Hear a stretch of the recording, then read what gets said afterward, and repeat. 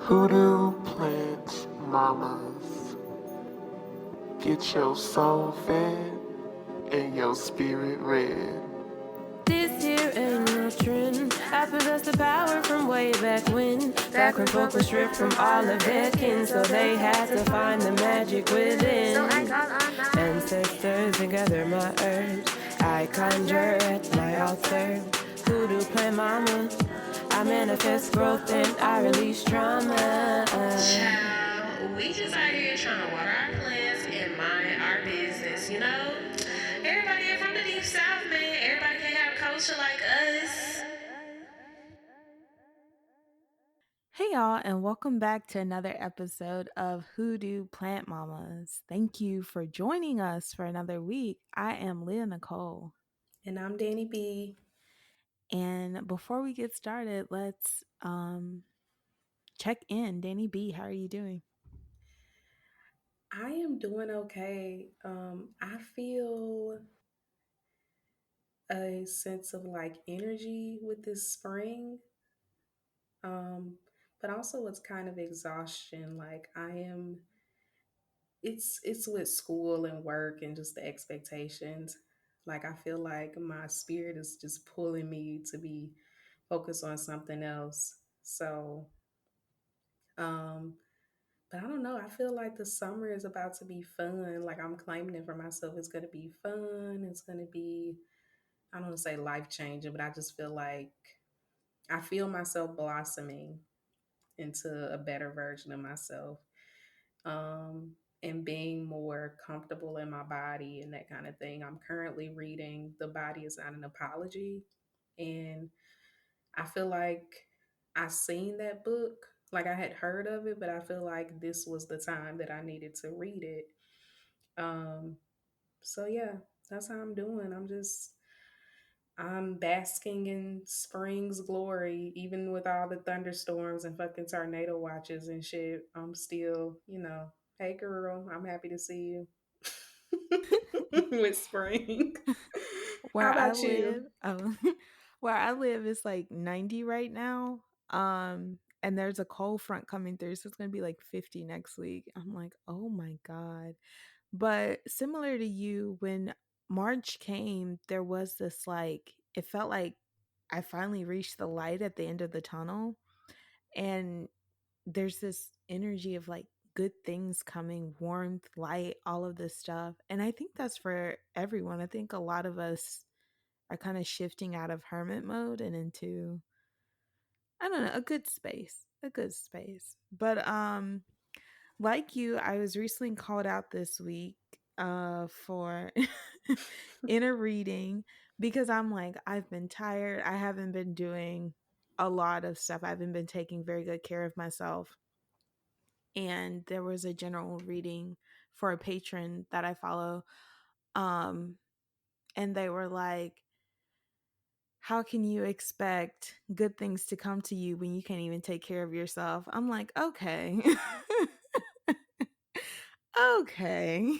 But yeah, it was kind of like you need to make sure you're sleeping, make sure you're eating, make sure you're doing these basic things to take care of yourself, and then all of these good things that I'm feeling can come in, cuz otherwise I'll just be overwhelmed. And I'm like, a little mean, but yeah, you're right. No, I feel that. All right. Well, I guess we can get into some gratitude. What are you thankful for today? I am thankful for Little Nas eggs. I don't know if you've Praises seen be. I don't Praises know if be. you've seen Montero. I've seen a few times. But the first time I saw that, I was cackling. I was like, yes, give them something to be mad about. Thank you. The Hmm. the pole slide into hell and twerking on Satan. Listen, because that's me. I'm like, y'all, you know what? Y'all need to stay out of queer folks' business. But if Amen. there's a hell, I'll see you there, boo. I will see you there. There is no way that half of y'all, if I'm going to hell, there's no way y'all not going, if that's what it's about. So I'm blessed be. I hope he's safe and healthy. Yes. Um,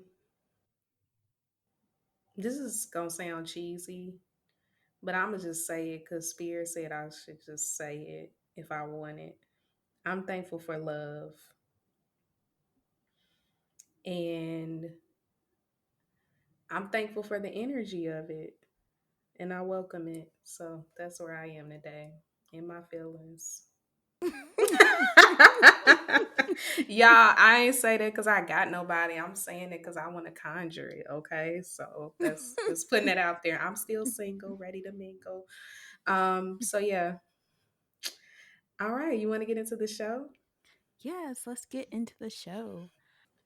So today we wanted to talk about celebrity activism. It was actually a topic brought to us from one of our listeners, Chelsea Chase. So thank you for bringing this to our attention. So in March of 2021, Samaria Rice, who is the mother of Tamir Rice, who was the 12-year-old who was assassinated by police in Cleveland, Ohio in 2014, Miss Rice called out Tamika Mallory and other celebrity activists by writing on her Facebook, "Look at this clout chaser. Did she lose something in this fight? I don't think so. That's the problem. They take us for a joke. That's why we never have justice because of shit like this." And she also wrote, "Fuck a Grammy when my son is dead. Fuck all pig cops." Period. Period. Okay. And we agree with Miss Rice with this, but one of the celebrity activists, Sean King, responded to Samaria, accusing her of being mentally unstable and Hmm. basically making Miss Rice, the woman who lost her own son to state violence, seem like the bad guy. Hmm. Um, He wrote a for whole those, article. Sorry, go ahead. yes, he did. He wrote a whole article. For those of you who do not know, Sean King, aka Talcum X, aka Chalkus Garvey, aka Martin Luther I'm King. dead. Twitter. The nicknames are my favorite. He's a scammer, and this has been well documented, but for some reason people don't like to hear it. My favorite source is Lacey Mosley's Scam Goddess. She did a entire episode on all of the scams that Sean King has done, and it goes all the way back to like 2010. He started in the church as a pastor in Atlanta. Hmm. He's no longer allowed in Atlanta, so that should tell you something. It's like every time you turn around, like it's coming out and black women are speaking out. And I have never seen, I want to tread lightly because, I can be very controversial. Okay. Being woke don't mean you're not controversial sometimes. But I will say that as somebody who has come out, we don't really know the truth, but he's been accused of basically being like blackfishing. And the way y'all swiftly, and I'm not defending her, but the way y'all swiftly got Rachel Dolezal out of here, but the fact that like black women are saying this person has been doing XYZ, it came out that this person doesn't even have a black parent on their birth certificate, allegedly. It's like, man, the misogyny is so loud because it's like, who he got to piss off? Apparently, black women ain't enough. So do that what you will. Like, he ain't pissed off the right black people, and that's just what that is. And it's unfortunate, even the way that he disrespected Miss Rice. Like, but that ain't enough either, right? Because she's a black woman. But Yeah, and some of his followers went so far to call her like ghetto and stuff. And I'm like, mhm. she lost her child. but that's the way the ruling class works. Because the thing is, liberation has always been in the hands of the people that are the least respectable. They don't have your, all of these things that y'all put class markers on, or put like these markers of like credibility or whatever. PhDs, or and I don't know what this lady's education is, but I do know that the stuff that they've been saying has been very classed. Like, y'all are coming at her on a level of like, you don't have as much as these people. Your way of speaking isn't as shiny as these other people's. And so therefore we don't trust you. Why on earth would we trust somebody that talks like you, that looks like you, da da da da da? To have the audacity to say fuck the pigs, of course. Of course she's not credible because y'all don't even have the audacity because y'all don't even know what it's like to live in neighborhoods. Half of them probably don't even live among black people. You don't even know what it's like to live in hyper surveillance neighborhoods. You don't know what it's like that you can't even have your kids go outside because you don't even know if they're going to get shot by the cops or like somebody else. You know what I mean? So it's just like it makes me upset that we don't even realize that like that is a function of white supremacy. That is the same thing that killed the revolutionaries that y'all talk about or forced them into exile. They did not believe in that celebrity shit. Like, and that's not to say that people don't have a right to take care of themselves. I don't mean to get on a rant, but you know I ain't really prepared. I'm just talking off the dome. It's fine. It's fine. But it's like, y'all, that shit is not revolutionary. It ain't got nothing to do with wanting activists to be poor. If you are doing libertarian work, you deserve to be taking care of the community. The community should be taking care of each other. So if you are somebody that's doing particular work, whether it's spiritual or something else, of course you deserve to be taken care of. Of course you should have food to eat. But this is something else. This is like a silencing of people that are not in your tax bracket. This is a like profiting off of people who are working class and poor. The harm of this celebrity activism is that it relies on black people dying. And a lot of these people like Sean King, Tamika Mallory, D. Ray McKesson, they got famous because black people die. And as long as black people keep dying, people will keep turning to these people and listening to them. And so it's like this never ending machine because we know that's the function of white supremacy and anti blackness is to kill us. And they're relying on that. And Mhm. then it's hard because people are also like, well, they're doing good work about spreading awareness of these issues, but it's like they make money off of black people dying. Mhm. What is the community saying? You know what I mean? I think that's I used to be like when I first started getting like I know a lot of people talk about going out to college and getting exposed to things. And I did, but I also got like political education in Jackson among like people that are actual activists and organizers. I'm not an activist or organizer, but I learned from them. I learned a lot about like the intersections of race, class, gender, the environment, environmental racism, like racism that's in the infrastructure of a place. And so honestly, that's what calmed me down. Cause I feel like I used to talk a lot and I used to be like da da da da da and you niggas is da da da da da and y'all ain't listening and white supremacy and look at y'all. Like it was a very judgmental.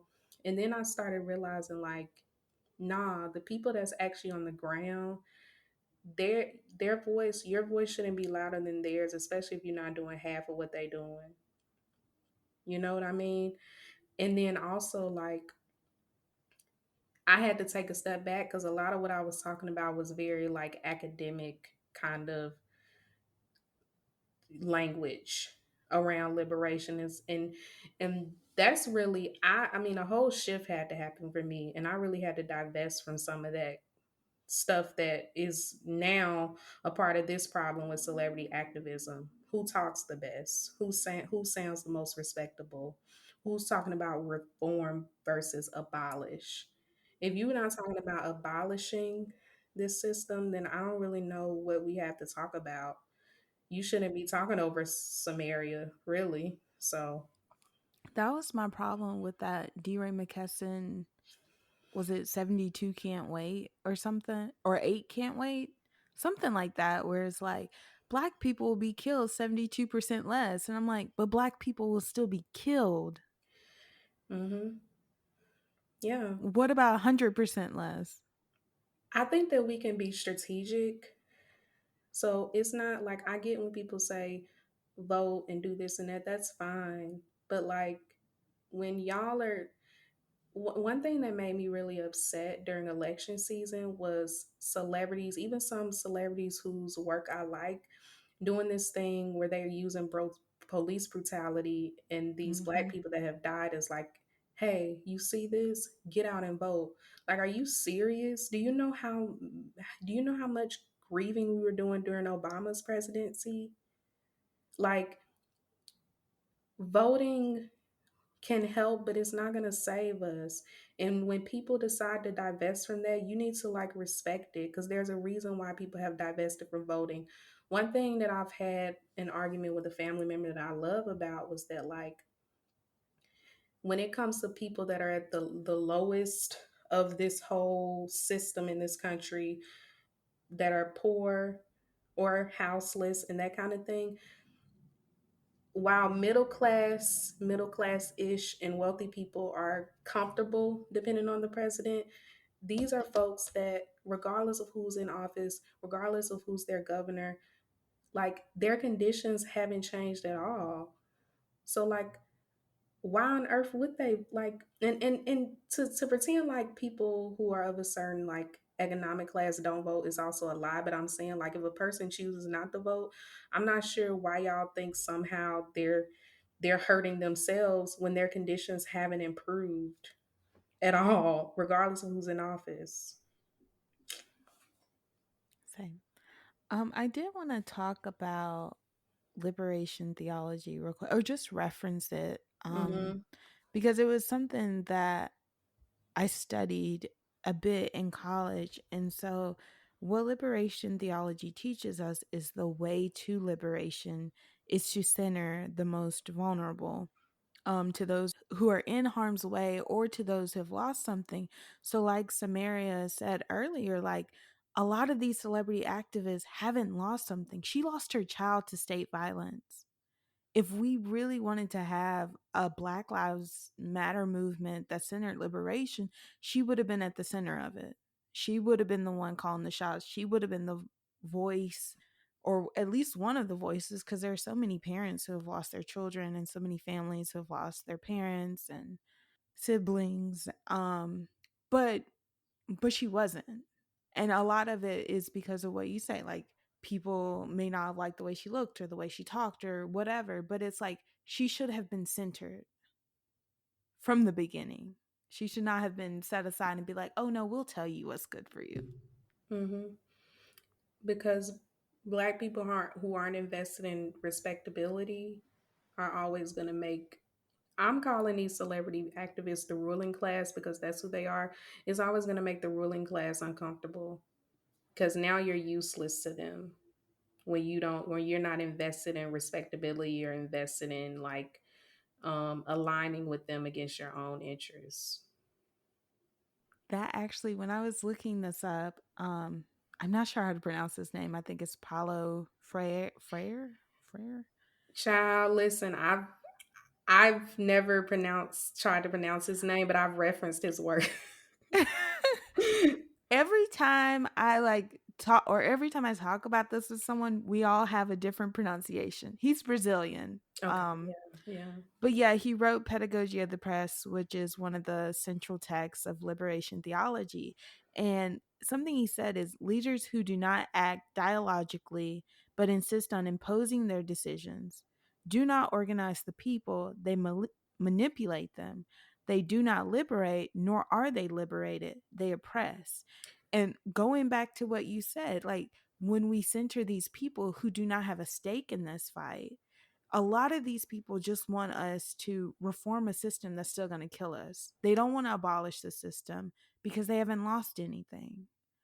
And Mhm. in that way, like even under reform, we're still oppressed because we're not getting rid of oppression. We're just trying to make oppression a little bit easier.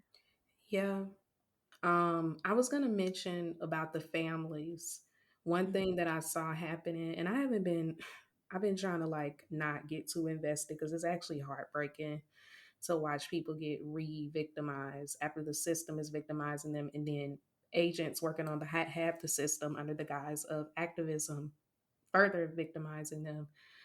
That some families were like in solidarity with Tamika and them, um, and saying they stand with them. And that's exactly what you do. You turn um, the proletariat, or you turn people who aren't actually really for real benefiting from this against each other. The people that should be in solidarity. This is how the ruling class plays you. That's white supremacy 101. They do the same thing with black people among social classes, among sexualities, among genders. You plan the They people do that the same thing with white people too. with poor white people. And Hmm. it's like the fact that people are sitting up there saying they doing that's for the community, and it's crabs in a barrel and da da da da da. It's like, but do you not even see the connection between families who have been victimized by the same system? Then there being this split along the lines of like, this family is saying and showing that like they are exploiting and profiting off of our kids' murders.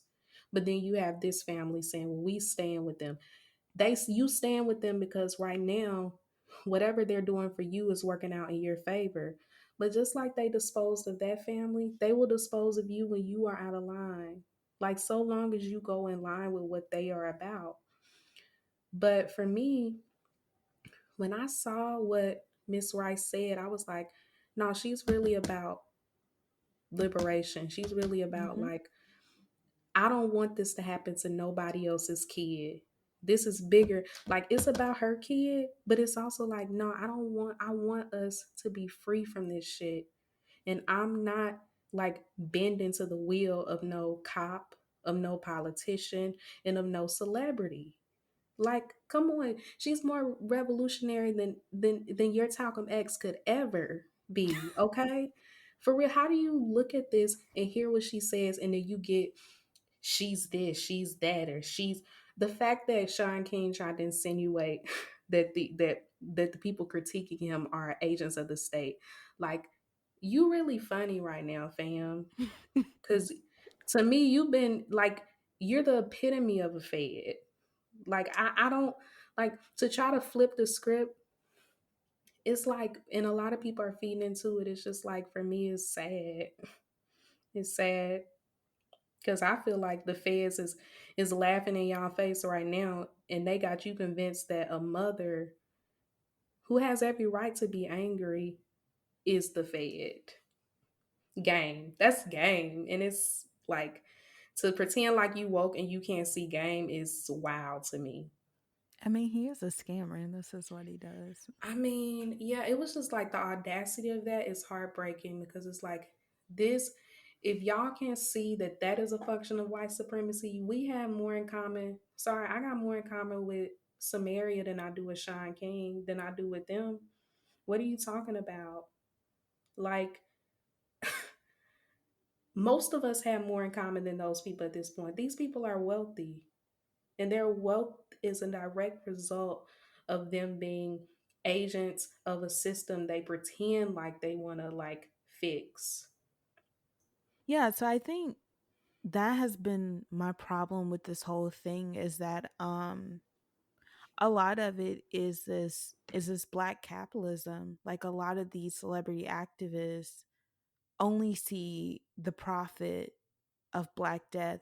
And even like something that annoyed me about Sean King, because I remember back in 2015, 2016, I think I was following him, but he just kept posting Black people dying, and I cannot watch that.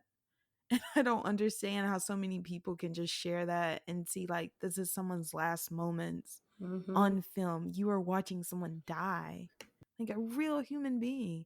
It's just, it's a lot. It's a lot. And that's why I never followed any of these people, because the fact that they just see like dollar signs when they see these videos, I'm just like, oh my God, it's too much for me. Yeah, I remember I know you were in college during this time. I think I was transitioning out of college, or maybe in my first year out of college, when a lot of this was happening with Sandra Bland, Michael Mm. Brown, all of that. all of my friend group, we were just way down with it. Like, and I remember, like, I guess I should do the trigger warning. Like, when this thing happened with, this is a trigger warning for what I'm about to say. So maybe you can fast forward a little bit through for the people that don't want to hear about it. But, um, I remember I was suicidal when that happened with Sandra Bland. It was, the grief was like paralyzing. And I remember laying in my bed that night, just like, God, what is happening? It was just, and then I talked to friends and they said, like, no, I feel the same way. Like, I feel like I'm dying. Like, I feel like we are dying. And yeah, I had to unfollow a lot of people because I'm like, I can't keep watching this happen, you know? I can't keep doing this. Like, I remember seeing Michael Brown's body all through my TL before it even made national news, like just making its rounds. It was traumatizing. And I don't trust you if for you that's what you about. If that's what you about, I can't trust you because how do you even keep consuming that? We now it's this whole thing where we think we gotta show shootings and that this, that, and the other. Them white people ain't looking at that. They scrolling by. We the ones looking at it and grieving. So I agree with what you just said about seeing dollar signs. That's the perfect way to put it. They see a black person being shot, beat by police, they see dollar signs. Well, do you want to take a break? Um yeah, let's take a break. That was Okay. heavy. That was heavy.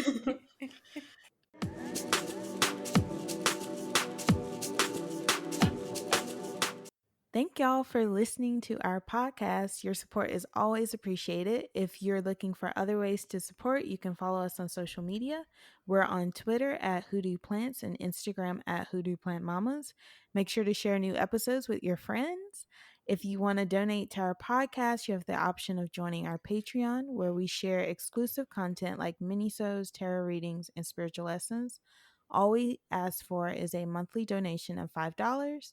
If you prefer a one-time donation, you can give any amount you want on Cash App, $ Hoodoo Plant Mamas, or PayPal, hoodooplantmamas@gmail.com. We have a new patron. Hey, Catherine. Thank you for becoming a new patron. We'd also like to thank Jolicia and Julia for hitting us up on the Cash App. Thanks, y'all. If you're interested in sponsoring an episode, email us at hoodooplantmamas@gmail.com. We especially want to work with Black, Indigenous, POC owned, and queer owned businesses. But if you're a white business, want to support the work of two Black women, we'll take that too. Let's get back to the show.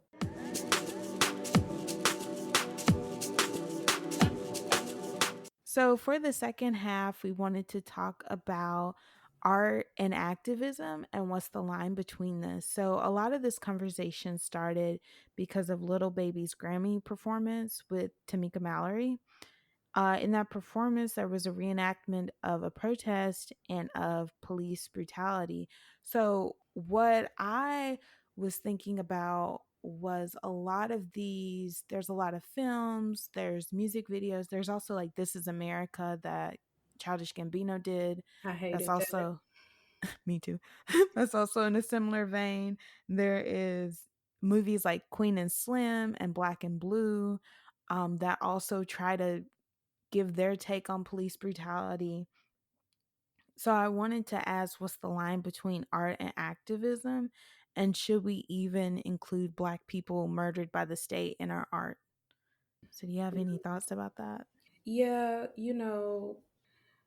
a part of me, I don't want to say expanding, but trying to like not be too rigid on being open to things is that I kind of see what people, obviously not people that are just super problematic and fucked up, but seeing people who I respect kind of talk about this stuff.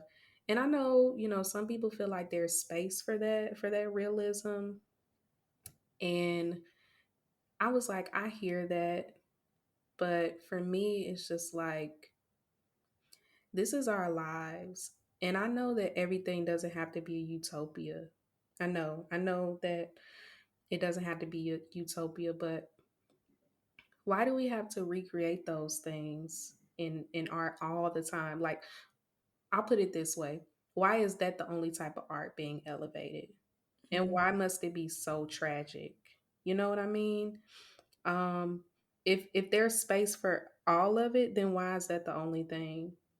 You know, um, I think we should be honest about that because some people get a little snooty about it, and it's just like, y'all, black art doesn't have to look one way. It doesn't. But the problem is that it keeps these type of things keep getting greenlit. I just seen a horror movie involving somebody. I ain't even gonna say her name, but I wasn't surprised when I seen she was involved. Um, of these, it's called Them, Yeah, I saw and that. I'm bored, and I know that we've talked about Candyman. I know somebody tried to use that as a comparison, but Candyman wasn't white people. It was this big black dude that was like, I mean, it definitely had a problematic twist with the whole white woman thing, but even Candyman for me, yeah, it's a little problematic, but it still was different because that's like black folklore. You know what I mean? Like me and my cousins used to play around with that and be like, "I bet you won't go to the bathroom and say it." Like that was just black folklore. It still had a racism twist with Candyman's origin, but that's a whole nother thing. But what I'm saying is that was the '90s or whatever. Like we've had Tales from the Hood that have done the play. Is that what it's called? That horror? Tales from the Yeah, Hood. Yeah. Tales from the Hood. They've done a play. One of the first episodes in that, I still can't watch it. And I've watched it once or maybe twice, where they set up that politician or whatever, the police take him out of the car and beat his ass and all that stuff, and then make it seem like he was, you know, a drug addict or whatever. And we've seen these plays on white terror and that kind of thing. But what what else? Yeah, that movie, I'm not saying that Them can't exist. I'm not saying that Get Out can't exist. I'm saying, why is that the only thing that we elevate as something that's like allegedly liberatory? It's not liberatory. Has anybody ever thought to flip the script? No, because they're not going to greenlit black people terrorizing white people. Has anybody ever thought of, like, what if they didn't die at the end of Queen and Slim? What if they got away? You That's what know? I wanted. Yeah. And some people are like, oh, that's not realistic. It's a damn movie. It's fiction. You know? So I'm conflicted about it because I'm not trying to police your art. What I'm saying is this ain't even about what art is and isn't valid. This is about art that keeps getting elevated in the mainstream regarding black art and that kind of thing, and playing into a particular narrative that I'm just not comfortable with. It's again profiting off of black trauma and black outrage. That is what I have a problem with. That's it. That's it. Those are the stories that we're gonna fund and elevate. So, what are your thoughts on it? For me, or for those who don't know, I have a minor in art. So in college, I did one piece that was on Black Lives Matter, and it was back in like 2015. And so my degree is in media studies. So what I wanted to focus on was the two different sides of Black Lives Matter, what the media says it was versus what it actually is. And so I use the voices of like Tanya Lasagna and that man who claimed he was president. I used the voices of them and juxtaposed it with like the parents or the siblings or someone like Alicia Garza or someone who was like, this is what Black Lives Matter actually is. I think for me, I did that at a time where even saying Black Lives Matter was still considered kind of controversial, and where people were like, you're a radical and you're extreme. And I'm like, are you even listening to what you're saying right now? Um so I think for that kind of art it was more about explanation and awareness, but a lot of art that I'm seeing now is like, or I don't even think it's art, like the Brianna Con. Do you remember that from last summer? Yes, I did. Yes, I remember. Where they were like selling the images of Brianna and having this whole con about her. And it's like, she still did not get justice for her death. But it's like all of these people are seen as like doing some kind of good work because they're doing this in her name. But it was also like, did her family even ask for this? And that's the tricky thing because maybe their family did know. And I try to make space for that. But I also think collectively, I don't want to say the wrong thing. If families are getting things that they've been needing and they feel like they're getting support and that kind of thing, I'm not going to fault you for how you move. But as a community, we have a right to look at this and say, nah, this is fucked up. Because all of us are still impacted. Like the police can bust up into my apartment and kill me still. I don't even have to give them a reason, so many of us, that's our reality. I could like, so it's like, it's about Breonna Taylor, but it's also about police violence. It's about Black lives in general. And we do have a right to feel a way about this and say like what is this doing? Take Tamir, Breonna Taylor, Michael Brown, all of these different people, Sandra Bland, like they aren't just, they're individuals, but the problem is larger than just them. So a Brianna Khan Mm-hmm. is just like, but that's nah. It's what's the word for it? It's just tasteless. And performative too. Mm-hmm. I know Chica came out recently and talked about being in a celebrity group and they were trying to do this Black Lives Matter thing. And she didn't like the way that they were moving because it seemed very much about them and not about dismantling police brutality, not about the families of the people who were murdered by the state. It was very much about these celebrities being seen as like woke activists or something. So I think it is very much a problem. A lot of people want to be seen as being on the right side of history without actually doing the work. Yeah, that was a big thing when Chica mentioned that thing. I wasn't actually surprised by it. And some people were so focused on the celebrity chat part and not about the part where, you know, her and someone else that was in it tried to call it out. Like, and of Oh, course, Amber Riley. hmm and celebrities are infiltrating um, the tradition that the tradition of activism that really took a lot of our freedom fighting elders or a lot of our free fighting ancestors that didn't even get a chance to make it to elders. I just want people to remember how old Martin Luther King was, how old Malcolm X was, how old Asada was when she had to go into exile. Like, these were not elders, they were young people. They were young. And Martin Luther King didn't even see 40. So, and ain't nobody saying like y'all gotta die. But what I'm saying is this I I'm gonna use the kind of issues that I've seen happen even with like LGBT work with corporate sponsorship with Pride or the police being at Pride when we know that Stonewall was not pro police. The police were actually there doing what they usually do, abusing and trying to suppress folks, you know? So it's like at some point it doesn't make sense. Like it doesn't make sense when your activism starts getting to this point where it's like you're in cahoots with people that are like buying you, buying your image. And awareness is good, But at some point, it's like this isn't about awareness anymore. We know what's going on. We know what's going Mm-hmm. on.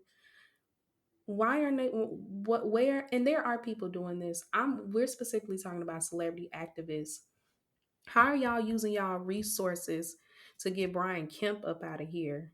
Who signed a bill that's saying you can't even bring people food and water, like deranged, like really like trying to like really just inhumane things to suppress the vote. How are we gonna get Phil Bryan out of here? Not Phil Bryan. Ugh, it might as well be. They all just puppets at this point. Tate Reeves. How do we get those people? Daniel Cameron.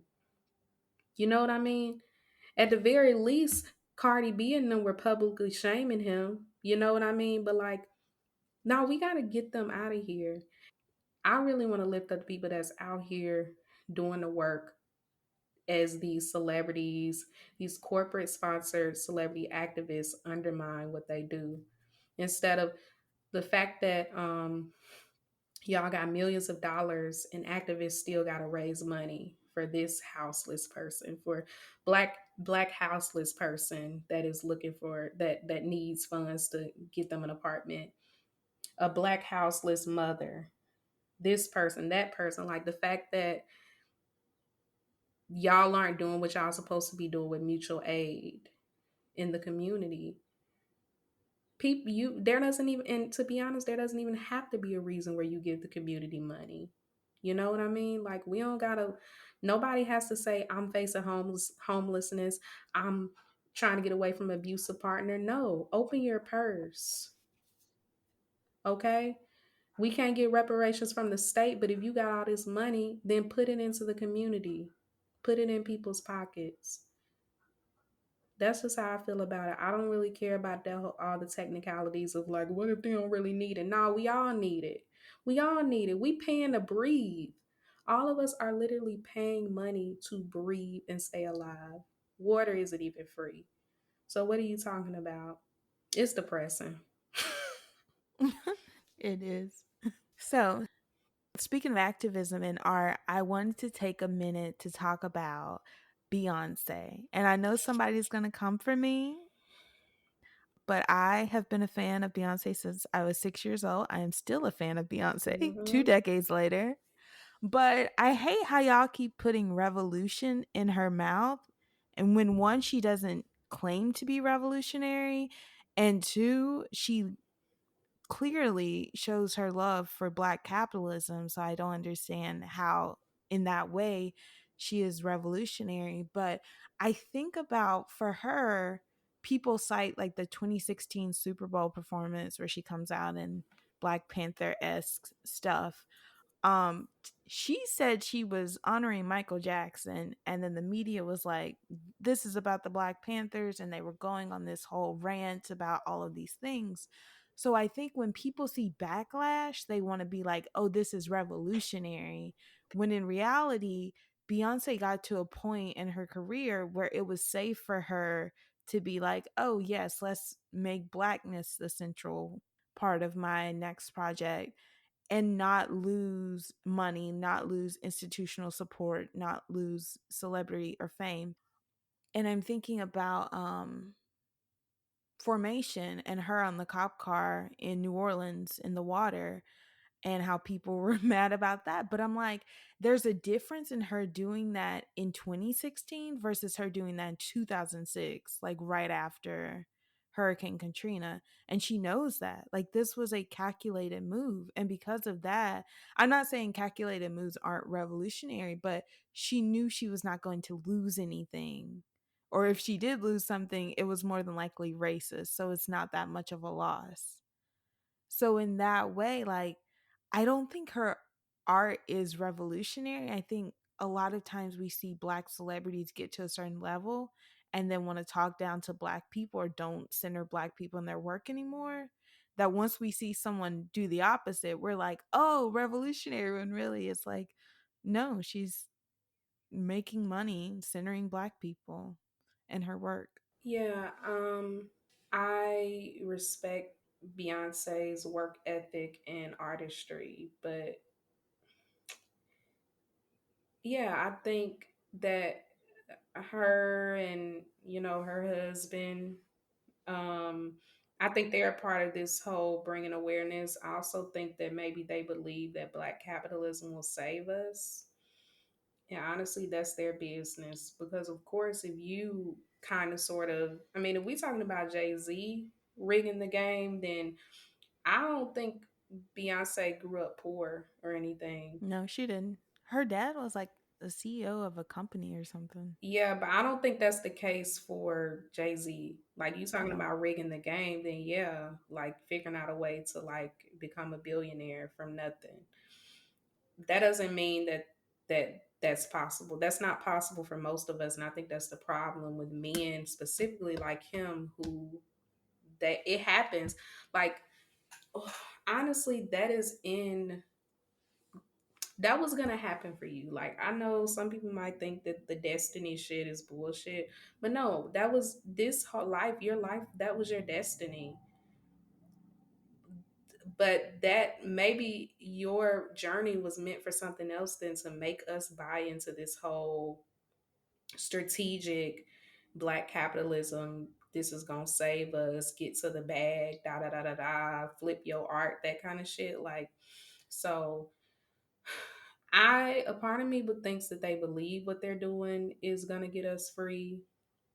I can't say that I agree, but I Hmm. feel like they're not as bad as some people. Like, I think a lot of the time, not I'm not saying they don't do certain things for show, because they do, but Beyonce and Jay Z have given money where it was publicized by other people, not them. And not to say maybe they knew it would, but I definitely feel like they're secretly doing stuff that nobody knows about. In the same way that Prince, all of the stuff that Prince did and money he gave was not public until after he passed away. So he used his celebrity as far as the money that he made, and he did put it back into communities. You know what I mean? And for me, honestly, that's all I really want from celebrities. I just want you to open your purse. I don't really need anything else from you.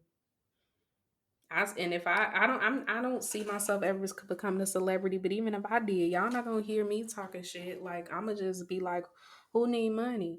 I did want to agree with you. Beyonce does have like a house for the homeless in Houston, and she does do a lot of charity work in Houston. She recently, or she has this grant that she's given away to Black people, Black business owners, and there was someone in Mississippi who got it. Um, yes, Beyonce does open her purse and give people money, but I think people like to call her art revolutionary when I think that for a lot of it, she is in a safe and protected space that even if she does create this type of art, it's not, or it's to a place where there's a consensus that this won't ruin her career. No, she's powerful as hell. And I think, again, Beyonce had a particular thing to do on this earth. And I think her and Jay-Z are doing it. And the fact that even kind of bringing ATRs into it, like, that was kind of random. Because if you follow Beyonce, like, I love Destiny Child. I had their CDs and stuff. And then now you see this shift. Like, that's not a coincidence. I don't think. I think that this was just a part of what she was supposed to give the world in her art, and it does serve a purpose. Is it revolutionary? I mean, not really. Like, we gotta be honest about what revolutionary actually means, but it serves a Mhm. purpose, and we do need visibility and awareness. But like, there's also a particular role that you have beyond the celebrity. So like, if you start off as an organizer, activist and stuff, at no point, like, what is the point of you reaching celebrity status other than like, okay, yeah, you get a lot of money, you're able to get more funds for things, but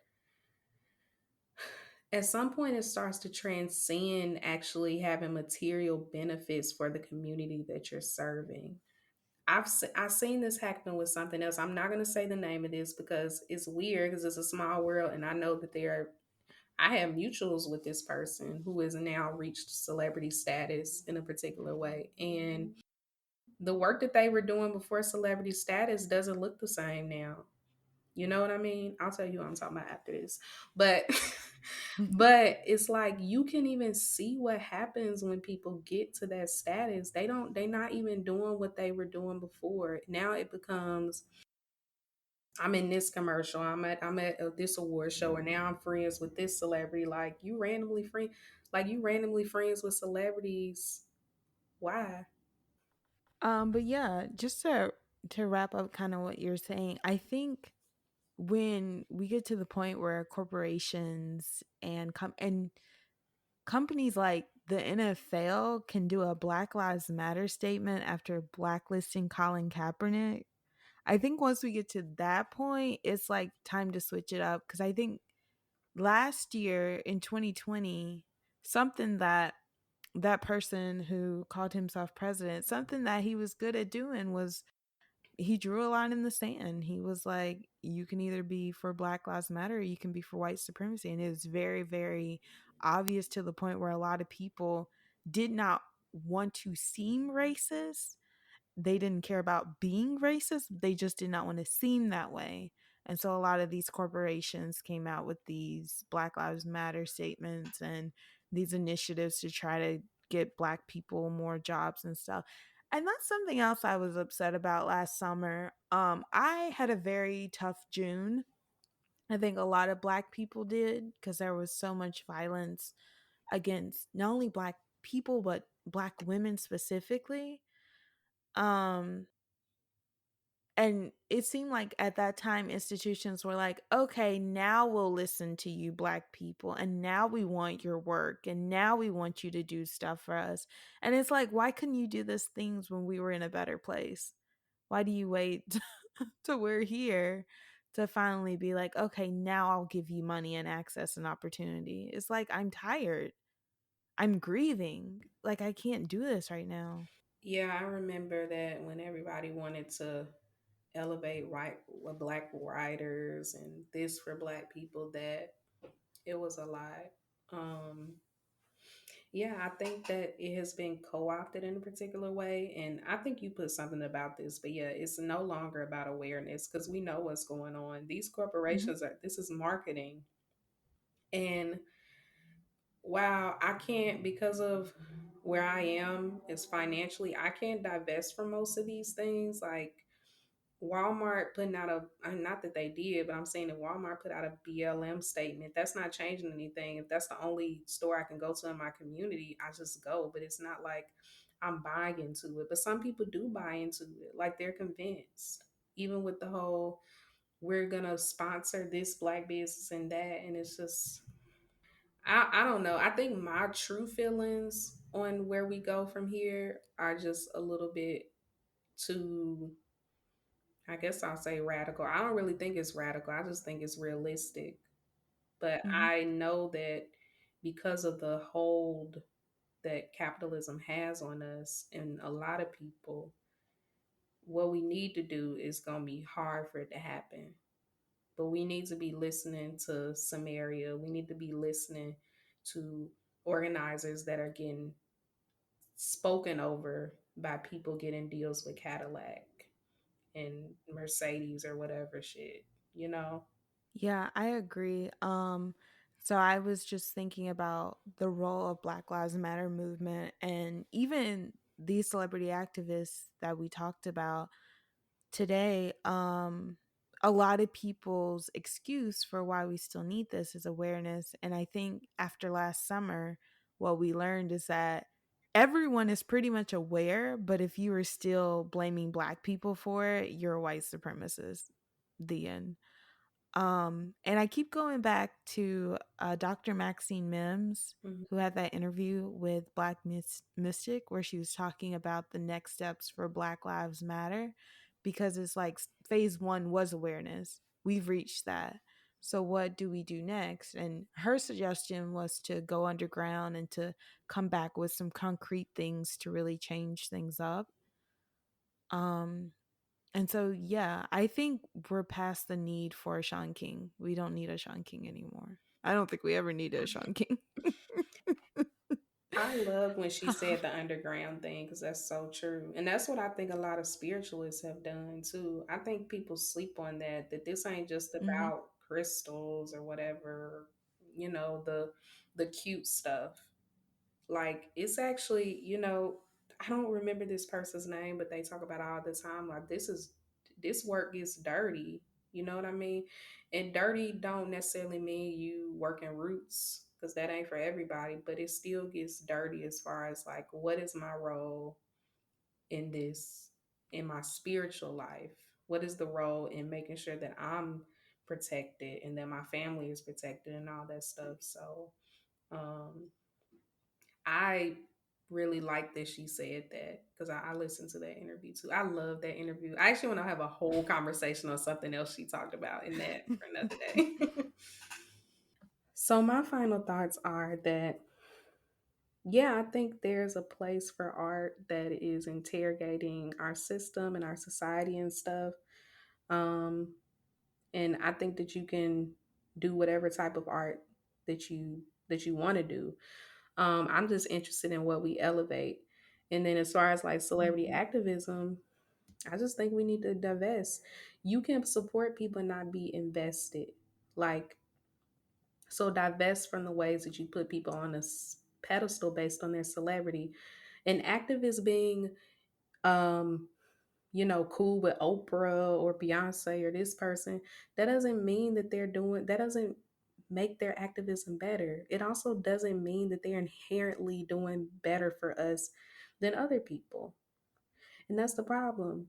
If you think that woman who doing commercials with Cadillac is doing more work than Samaria and those parents that are critiquing them and saying like, where are the resources?